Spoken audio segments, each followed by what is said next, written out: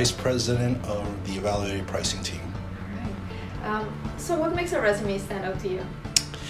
I think there are three things that I look at when I look at resumes. The first, I think, is the progression of the applicant's career. I look at what they've done and how have they increased their skill sets. The other thing I look at is the amount of soft skills that they have accumulated, as well as all the technical skills as well. And how important is a cover letter? The cover letters are important to the extent that they highlight something unique about the applicant. So, and especially if it's not covered within the context of the resume. So I do read them, and there are times when there have been actually very interesting facts that wasn't so readily apparent when I looked at the applicant's resume. What are some of the biggest mistakes you see candidates make in their job search process? I think, first and foremost, it's the typographical errors. I think those are the ones that immediately stand out. And additionally, it's something where I don't see a focus on their resume. In other words, if you're applying, let's say, for a role in the financial industry, I'd like to see that all the roles you've had up to that point were related to some extent to the financial industry. And when I see, for instance, that you've done, for example, a marketing role, it kind of detracts from that. What do you wish you saw more in candidates you meet? I think one of the things I like to see is this context of intellectual curiosity. Right? I like to see candidates that really have taken the time to understand the role, how the role fits into the company, and to also look at the industry as a whole. What are some of the specific issues or events that are going on in the industry? And what's the most creative way a candidate has gotten your attention? I had a candidate once come to an interview with textbooks that were related to the fundamental analysis that pertained to the role. And they actually were citing specific chapters in the textbook, and they were able to speak to specific quantitative aspects that were specific to the role at hand. And for that particular candidate, they actually got the job. And what are your biggest pet peeves or the biggest pet peeves you encounter with candidates you meet? I think one of the things I don't particularly care to see is when a candidate is not vested in the interview, meaning that their body language says that they're not really focusing, they're not paying attention. I've had candidates, for instance, where I'll be, trying to make eye contact with them, and they're looking out the window, or they're staring at the floor. That doesn't bode well. I also don't like it when candidates don't have any questions. Right? The idea here is that it's a synergistic conversation. It's one where they're trying to find out about the company, about the role, and vice versa. I'm trying to find out whether they're a good fit for the role or not. What's your advice for someone starting a new role, and how do they stand out?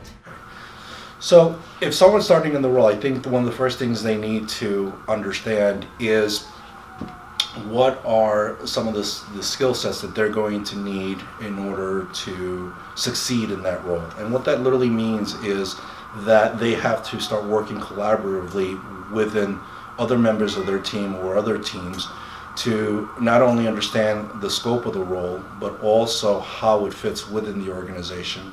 And at the same time, they also want to be able to take the added effort of reading up on it.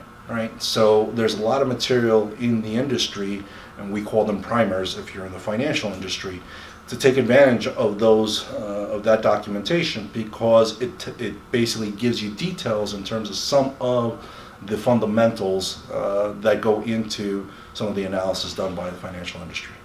What are your top tips when it comes to networking and building connections? What strategy do you recommend? I think 4 things. One is I highly recommend candidates set up a LinkedIn profile. All right, take the time out, do a very good profile, and start developing the contacts on LinkedIn. I think the second thing they should do is work with their career counselors at their universities, and specifically try to get the contact information for hiring managers or events, and actively pursue those. I think the third point of advice is that they should try to reach out and contact a recruiter that specializes in the industry that they're going into, all right, and establish that relationship with them. And with the end goal being is that this individual will be able to give them salient advice in terms of their career, but it's also a great resource in terms of that they can review their resume and critique it and basically enhance it for them, as well as looking at their LinkedIn profile and also provide feedback on that as well. When reaching out to professionals as students are looking to build their network, what should students take into consideration? I think one of the important things is that you have to be cognizant of the time constraints that these individuals have, right? In the industry, we're quite busy, and this person is taking time out of their day to meet you. So my advice is to treat that meeting like you would an interview. Right? You want to make sure that you show up on time. You want to make sure that you're dressed professionally and that you conduct yourself in a respectful and courteous manner. Also, be prepared in terms of having substantive questions, not only about the industry, but about the role and the company that you're pursuing. What do you expect someone to know before their initial outreach in terms of networking? I think one of the things they need to do is to do their homework in terms of the company themselves and of the industry, right? So one of the things you want to look at is the company's website, understand what they do, understand what the role is and how it fits within the company structure, and also do research in terms of some of the events that are happening in the industry and how they could conceivably impact the role that you're looking at. So we're going to switch to interviewing now.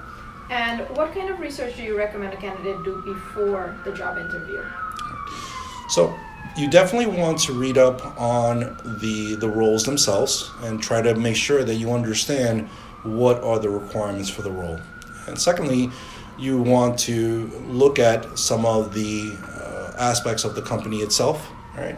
Again, what is their business model? And you also want to take advantage of a lot of the white papers and books that are out there in the industry, and I touched on this before, where there's primers. Read on those, and they will give you a good foundation in terms of understanding what the role consists of. And the expectation is you're not going to be a subject matter expert. We know that, right? But if you have a general understanding, you'll be much better prepared for the interview. And what do you look for when you ask a candidate to tell you about themselves? I think one of the things I look for is that what is it about the role that interests them, right? What are the aspects of it that speaks to them? And one of the things I like to see is the passion that they may have on the role itself. And I like to see candidates that are hungry. And what do I mean by that? Not because they have to eat something, obviously, but hungry to the extent that I could see that there are an individual that is proactive. In other words, that from what they're telling me about themselves, that they try to seek solutions, that they embrace challenges. And it's these aspects that speak to me that tells me that they're going to succeed in the role. And what are the qualities which stand out to you in the candidates that you actually say yes to, the candidates that you hire? Right. I think, one of the first things is obviously you make sure that they have the skill sets to succeed in the role. That's going to be key. I think the other thing I'm looking for is that they have the soft skills, right?